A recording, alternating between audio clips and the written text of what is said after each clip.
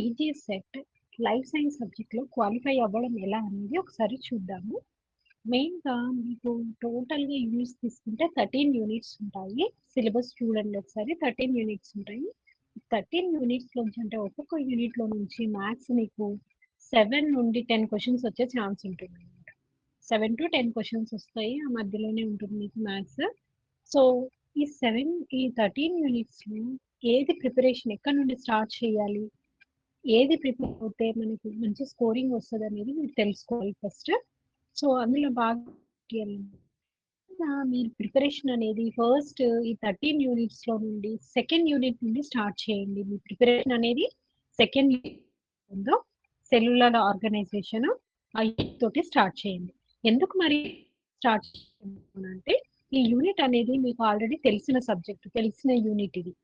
ఈ యూనిట్‌లో ఏముంటుందంటే మెయిన్‌గా సెల్ గురించి సెల్ గురించి మీరు దాదాపు 8థ్ క్లాస్ నుండి పీజీ లెవెల్ వరకు సెల్ గురించి చదువుతూనే ఇక్కడ ఏంటంటే కొంచెం డీప్‌గా డిస్కషన్ అనేది చేసుకోండి. డీప్‌గా చదువుకోండి. సో దట్ ఇది వెరీ ఈజీ అవుతుంది మీకు. సెల్యులార్ ఆర్గనైజేషన్ తీసుకుంటే దీంట్లో 5 టాపిక్స్ అనేది ఇచ్చారు. టాపిక్స్ అనొచ్చు లేదా చాప్టర్స్ అని కూడా అనొచ్చు. ఈ సెల్యులార్ ఆర్గనైజేషన్ అనే సెకండ్ యూనిట్ ఏదైతే ఉందో అందులో మీకు 5 చాప్టర్స్ ఉన్నాయి. వాటిని ఏ, బి, సి, డి అండ్ ఈ అనేది ఇండికేట్ చేశారు. సో, దీంట్లో మెయిన్‌గా ఏ పార్ట్ వచ్చేసి ఏముంటుందంటే plasma membrane structure and function గురించి ఉంటుంది. మెంబ్రేన్ స్ట్రక్చర్ అండ్ ఫంక్షన్ అంటే ప్లాస్మా మెంబ్రేన్ గురించి ఉన్నది. అండ్ నెక్స్ట్ వచ్చేసి ఏంటంటే మీకు బి పార్ట్ ఏదైతే ఉందో అది structural organisation and function of intracellular organelles అంటే సెల్ లోపల ఉండే ఆర్గనల్స్ సెల్ ఆర్గనల్స్ ఏవైతే ఉంటాయో వాటి గురించి ఈ చాప్టర్ మీకు సెకండ్ బి సెక్షన్ అనేది రైట్.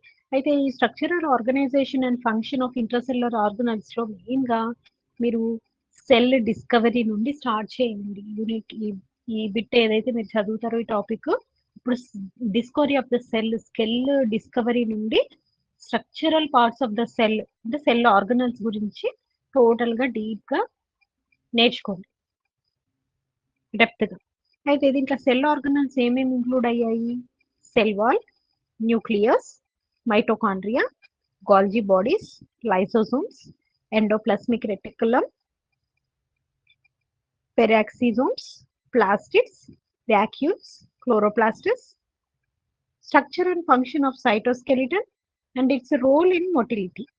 ఇదంతా మీకు ఈ టాపిక్ లో అంటే structural organisation and intracellular organelles గురించి ఇదంతా డీప్ గా మీరు నేర్చుకోండి. అంటే నెక్స్ట్ సెక్షన్ అంటే నెక్స్ట్ టాపిక్ వచ్చేసి organization of genes and chromosomes. Genes గురించి క్రోమోజోమ్స్ గురించి ఇచ్చారు. And next cell division and cell cycle. Cell division ఏ విధంగా జరుగుతుంది అండ్ సెల్ సైకిల్ గురించి. అండ్ నెక్స్ట్ వచ్చేసి ఈ పార్ట్ వచ్చేసి microbial physiology, growth yield and characteristics and strategies of cell division and stress response. ఇది మీకు ఈ టోటల్ గా సెకండ్ యూనిట్ లో మీరు నేర్చుకోవాల్సిన టాపిక్స్.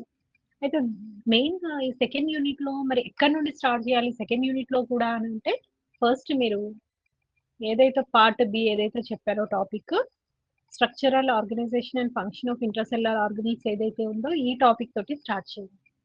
టోటల్ సిలబస్ లో వచ్చేసి మీరు సెకండ్ యూనిట్ తో స్టార్ట్ చేయండి. ఆ సెకండ్ యూనిట్ లో కూడా మీరు సెకండ్ టాపిక్ తోటి స్టార్ట్ చేయండి. రైట్. సో ఇది చదువుకున్న తర్వాత ఇది structural organisation and function of intercellular organelles అయిపోయాక ఈ సెల్యులర్ ఆర్గనల్స్ లోనే ప్లాస్మా మెంబ్రేన్ కూడా ఇంక్లూడ్ అయి ఉండాలి. బట్ ఇక్కడ ఏంటంటే సపరేట్ గా ఇచ్చారు. మెంబ్రేన్ స్ట్రక్చర్ అండ్ ఫంక్షన్ గురించి ఇచ్చారన్నమాట. ఇది అయిపోయిన తర్వాత ఇది చదవండి, ఇది నేర్చుకోండి. నెక్స్ట్ దాని తర్వాత వచ్చేసి మెయిన్ గా cell division and cell cycle గురించి నేర్చుకోండి. లేదు అని అంటే జీన్స్ క్రోమోజోమ్స్ కూడా సెల్ లోపలనే ఇంక్లూడ్ అవుతాయి కాబట్టి ఈ టాపిక్ కంప్లీట్ చేయండి.